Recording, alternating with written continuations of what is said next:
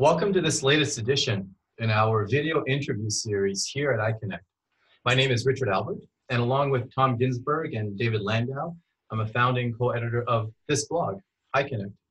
And today we're joined by Professor Joana Mendes of the University of Luxembourg, a member of the Governing Council of ICONS, the International Society of Public Law, as part of our series on 5 questions. 5 questions that we pose to a scholar of public law about her work in public law. Joana, hi, and thank you so much for agreeing to do this. Hello, Richard. Thank you for inviting me to do this. It's my pleasure. It's my pleasure. We've been trying to schedule this. You've been busy, I've been busy, but we had a plan, a mission to schedule it, and here we are today. So I'm very happy about that. And let me start with the first question, Joana, which is quite simply, what are you researching and writing right now? I'm mostly working on a paper on European agencies and on the constitutional role that European agencies, in particular in the financial sector, have developed in the past decade or so. And I'm trying to understand the types of powers that they have, that despite the limits of delegation, the constitution and to which one can characterize their powers in constitutional terms in different ways than the categories that we have been using so far. And what are the constitutional implications of that? I'm also working on the use of comparative administrative law in the development of administrative law. It's classic. It's a pretty classic theme of European administrative law. But what I'm trying to figure out is how it has been used differently at different stages of development of European administrative law. And by administrative law, which other perspectives might have been placed in the shadow by the way European administrative law has developed mainly on a functional method of comparison. I also have a paper that I'm starting to prepare on transparency and access to documents as a book chapter. And I have another project upcoming, picking up on work that I've developed a while back, but I'm interested in developing systematically the interactions between global regulatory regimes and EU laws, but mapping the specific mechanisms of intersection between global regulatory regimes, EU law, and the mismatch between substantive effects and procedural norms in this interaction. So these are mainly the main 4 topics that are keeping me busy right now. Yes, it does sound like you're busy. Four big projects, and that compels me to ask the question, how do you write? How do you find time to write? Do you have a daily routine where you set aside a certain number of hours to write, or do you just write whenever you find the time to write, whenever that may be? Mostly whenever I find a time to write.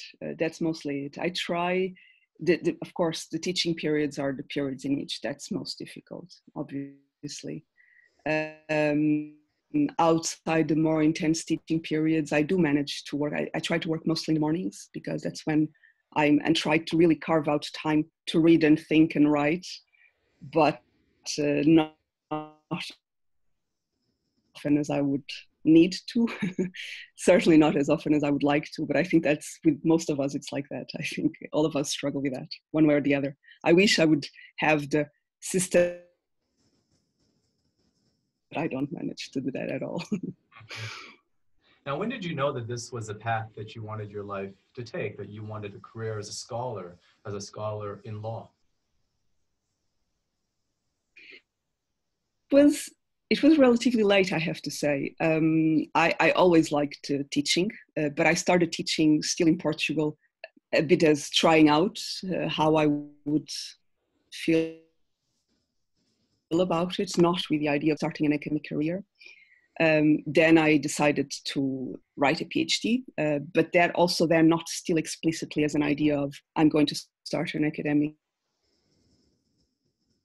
started applying for jobs after completing my PhD degree, I got to a point in which I thought, I've had it with not having a working schedule. I don't want this anymore. And I positions and we'll see what happens.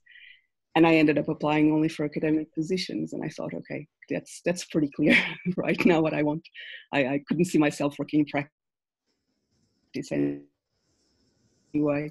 So after those first months of tiredness after completing the PhD, that was pretty clear.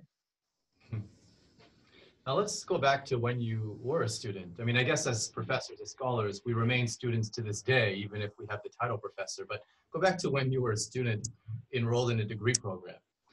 Was there a book at the time, or a paper, or some piece of scholarship that really influenced you at the time and that today continues to inform and shape how you think about your field, which is comparative administrative law?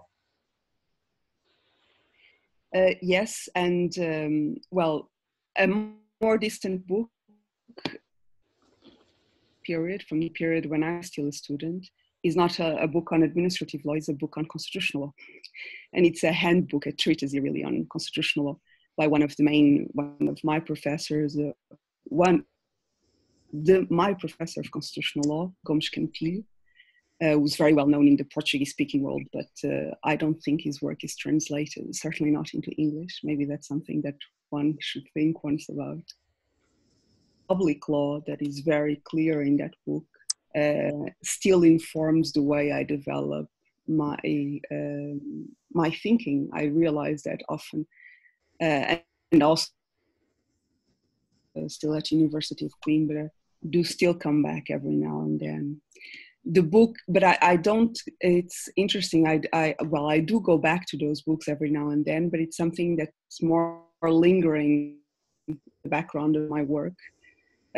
One book that I go back to regularly, I found out later on during my PhD studies, and it's a book written by Eberhard Schmid-Assmann. I use the translated version in Spanish because I'm still intimidated by legal German. I do read it a little bit, but the English translation would be the general theory of administration, and that is a source of inspiration in many moments. It's essentially restricted to an analysis of German administrative law, but it develops a general theory. So whenever I want to go back to the basis of administrative law in the work that I do for European law, that's where I go back to most of the times. And now, among everything that you've written, is there a publication that you're most proud of, or you're most happy with, or you think perhaps is most reflective of your work or the direction in which your work is going? And I ask because when we publish this interview on iConnect, I will include a link to this paper of yours or this book of yours so that our readers and viewers can learn a bit more about you and your work. It's funny enough, for me, it's a difficult question.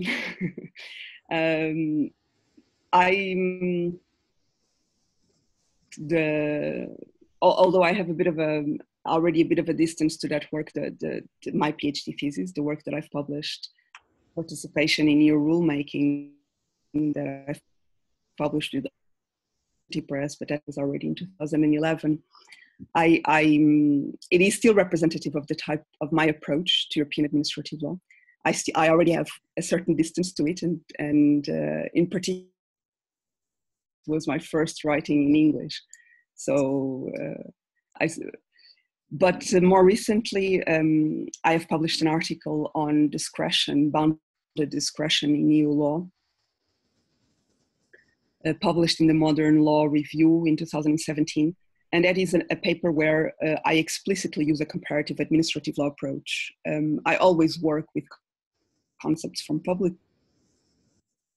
I analyze European law, as many of us do, but that has a distinctive, that shows clearly the way I want to use comparative administrative law in developing normative or theoretical frameworks or analyzing some concepts of EU administrative law. Well, great. So hopefully we'll get a link to that and then we'll share it with our readers. Joana Mendes, Professor of Comparative Thank Administrative you. Law at the University of Luxembourg. Thank you so much for taking some time to talk with us about your work. One more question before we go, given that you are a member of the Council of ICON-S, the International Society of Public Law. What is your favorite thing about ICON-S? It's the way it tries to. I was going to say disconnect boundaries, but you can't really say to break down the boundaries that exist between constitutional, administrative, international, but also between different generations of scholars. I find that very important, and I think it is one of the great successes of the society. The way the conferences, I go to panels on things that I would never otherwise. I would never go to a conference on Latin America constitutional law, for example. So that interchange that these conferences allow for, I think, is quite important. But also fostering the academic career of younger scholars and trying to break down a little bit hierarchies. I say a little bit because it's quite difficult to do that. And I think that's one of the things that I like most about ICON-S. Oh, that's great. Thanks for sharing that. I'm sure the co-presidents are really pleased to have you on the team. Thank you again, Joana Mendes, Professor of Comparative Administrative Law at the University of Luxembourg. Thanks so much. Thank you very much, Richard. It's been a pleasure. Thank you.